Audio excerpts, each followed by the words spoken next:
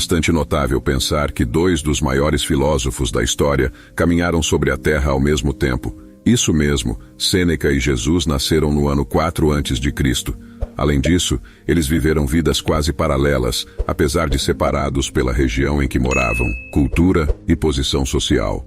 Fora isso, ambos foram escritos por Cornélio Tácito, e o irmão de Sêneca aparece brevemente na Bíblia. Isso é incrível, não é mesmo? No final das contas, Sêneca e Jesus Cristo encontraram fins muito semelhantes. Ambos foram mortos pelo longo alcance da tirania de um imperador. Ambos viveram muito além de suas mortes. A Bíblia nos afirma que Jesus ressuscitou dos mortos depois de 3 dias. Já Sêneca não teve o mesmo destino. No entanto, ambos, por meio de suas palavras, de seus ensinamentos e de seus escritos, parecem tão vivos para nós quanto pareceriam para as pessoas que viviam naquela época. O que é fascinante também é o quanto seus ensinamentos possuem muitas coisas em comum. Vamos explorar isso com mais detalhes durante o vídeo, mas vamos ver um pequeno exemplo. Sêneca disse: "Você olha para as espinhas dos outros quando você mesmo está coberto por uma massa de feridas."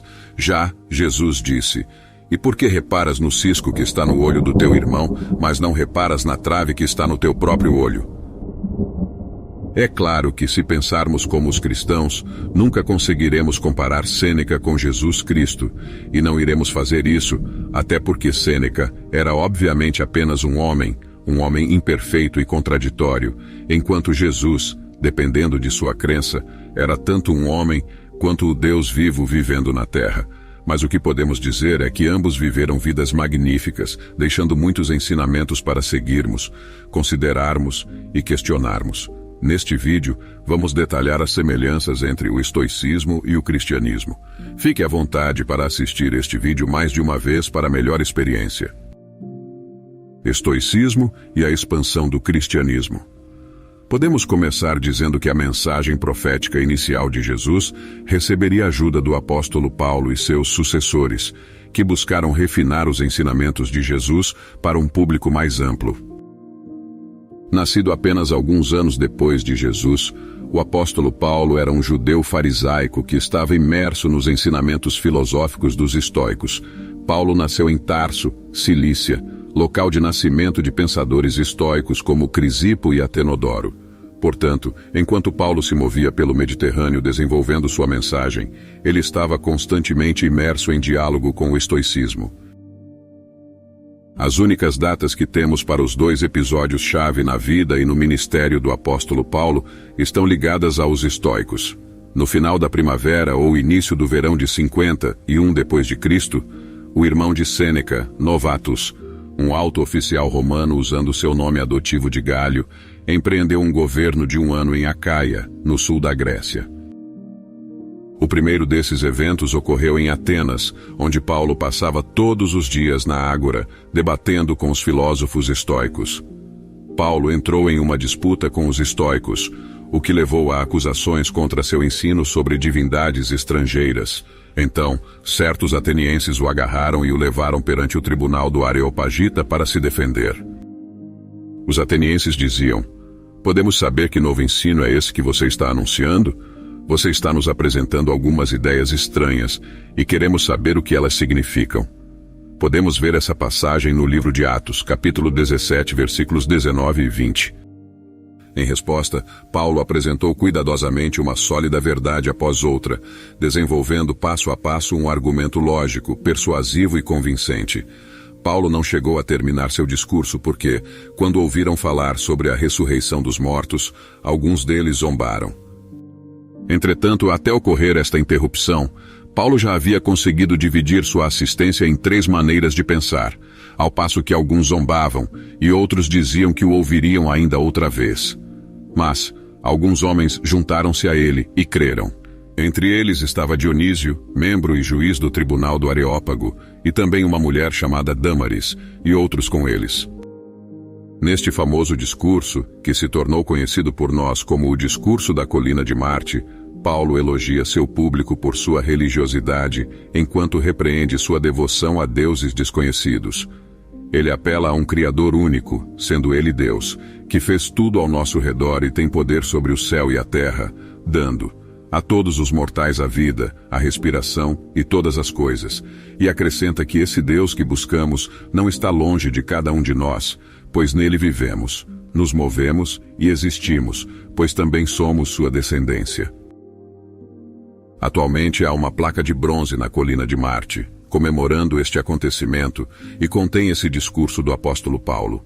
Ao apresentar essas ideias de um Criador que tem poder sobre tudo e de quem nós mesmos descendemos e estamos intimamente ligados, Paulo está citando em partes as palavras do brilhante hino a Zeus do filósofo estoico Cleantes.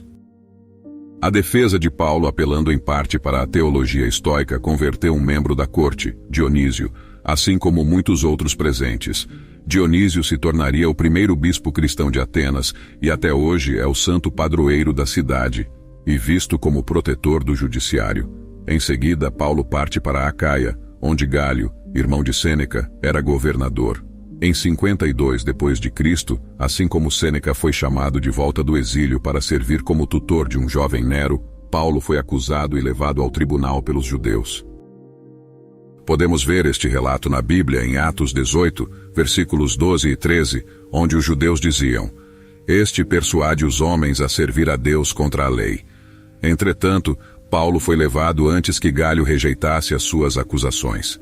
E nos 7 anos seguintes, Paulo desenvolveu com sucesso suas igrejas em todo o império, enquanto Sêneca passou de tutor de Nero a braço direito em sua administração. O estoicismo e o cristianismo são compatíveis? Quando Nero se tornou imperador aos 16 anos, Sêneca tornou-se o conselheiro do imperador. Sua primeira tarefa foi escrever os discursos que Nero faria para convencer Roma de que não era totalmente insano dar a uma criança poderes quase divinos sobre milhões de pessoas. Infelizmente, o tempo nos revelou rapidamente que Nero era perturbado e defeituoso. No ano de 64 d.C., o grande incêndio atingiu a cidade de Roma e, impulsionado por fortes ventos, destruiria mais de 2/3 da cidade. Detalhes desta história explicarei na parte 2 deste vídeo. No entanto, dado que o imperador Nero, aluno de Sêneca, um estoico, ordenou a decapitação do apóstolo Paulo neste mesmo ano, você pode pensar que o estoicismo e o cristianismo obviamente não são compatíveis. Entretanto, conseguimos ver apenas alguns casos isolados de conflitos entre uma parte e outra da história. Tais acontecimentos nos fazem pensar que isso talvez só tenha acontecido devido à época em que eles estavam vivendo. Época essa de conflitos e de guerras por poder. Como Kevin Rowe, professor do Novo Testamento na Universidade de Duke, nos Estados Unidos, diz: o estoicismo há muito tempo tem sido um parceiro de conversa explícito e até próximo para pensadores e santos cristãos. Houve também o autor cristão do século II, chamado Tertuliano, que se referiu a Sêneca como saepe noster, um termo em latim que significa frequentemente nosso. Um século depois, Jerônimo largou o termo saepe e disse que Sêneca era apenas noster, ou seja, nosso, em seu livro chamado Dos Homens Ilustres. Além disso, Agostinho de Hipona, conhecido pelos católicos por Santo Agostinho, também faz referência a passagens do próprio Sêneca em seu livro chamado Cidade de Deus. Assim, a relação entre os estoicos e os cristãos é profunda. Mas pode um estoico ser um cristão? Um cristão pode ser um estoico? O debate sobre esse assunto continua até hoje. Livros foram escritos por estudiosos tentando unir o estoicismo e o cristianismo, assim como livros foram escritos por estudiosos tentando separar o estoicismo e o cristianismo. A maioria dos estudiosos parece concordar que é difícil ser estoico e cristão ao mesmo tempo. Mas eles também concordam que um cristão pode se tornar um cristão melhor lendo os estoicos, e um estoico pode se tornar um estoico melhor lendo os cristãos. Por exemplo, usando Joseph Dodson, um professor associado a estudos bíblicos que escreveu vários volumes de trabalho sobre as conexões entre Sêneca e Paulo. Ele cita a linha de Sêneca sobre como devemos buscar sabedoria em todas as escolas filosóficas. Professor Dodson nos diz: quanto a mim, creio que Jesus Cristo é o caminho, a verdade e a vida. Admito que sou cético de que alguém possa ser estoico e cristão ao mesmo tempo, se levarmos suas crenças centrais a sério.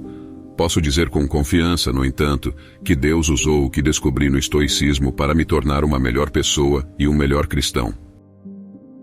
Além disso, Kevin Vost, doutor em psicologia clínica e autor do livro O Pórtico e a Cruz, Antiga Sabedoria Estoica para a Vida Cristã Moderna, concorda em grande parte com as ideias do professor Dodson e disse: também observei que, ao pesquisar para escrever o meu livro, li fragmentos de palestras de Musonius Rufus pela primeira vez e fiquei surpreso com a proximidade de suas opiniões sobre questões como casamento, família, aborto e até contracepção alinhados com o ensinamento cristão moderno.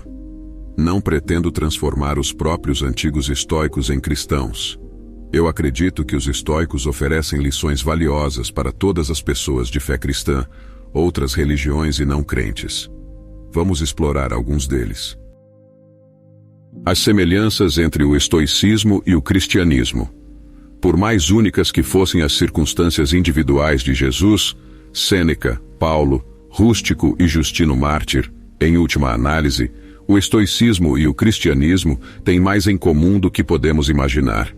Nas obras dos estoicos e dos cristãos, encontramos as seguintes lições semelhantes. Sobre contentamento.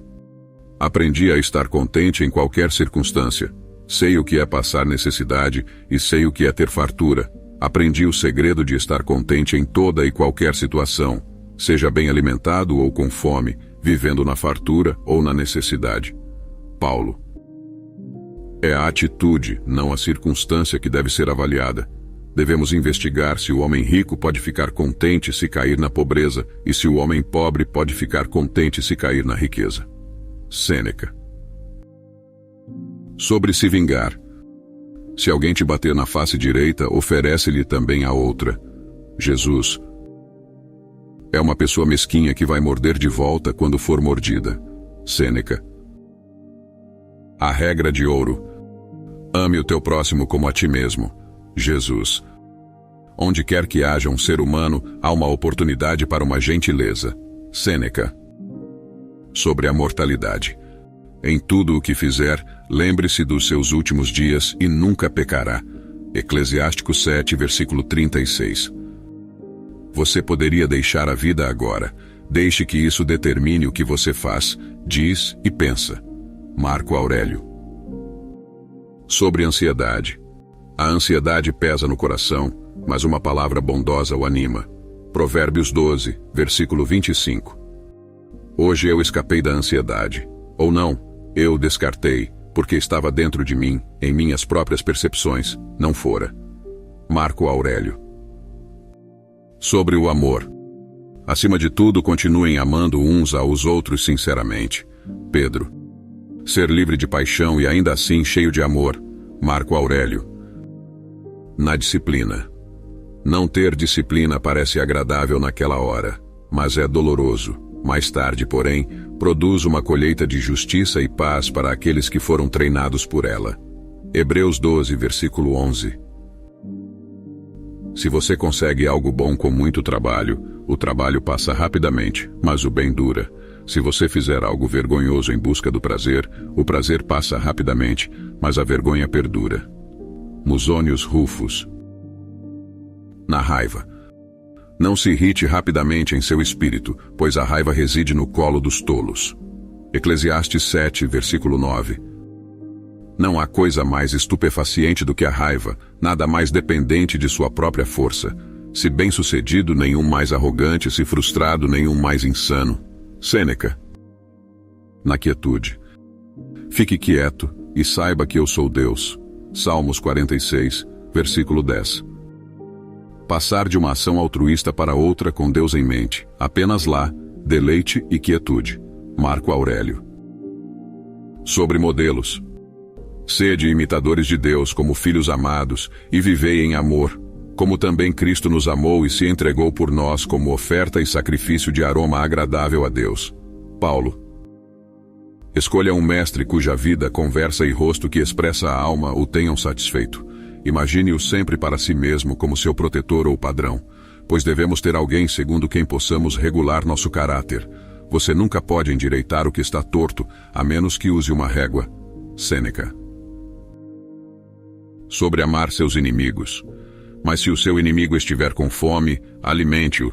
Se ele estiver com sede, dê-lhe algo para beber, pois ao fazer isso, você estará amontoando brasas vivas na cabeça dele. Romanos 12, versículo 20. A bondade é invencível, mas só quando é sincera, sem hipocrisia ou fingimento.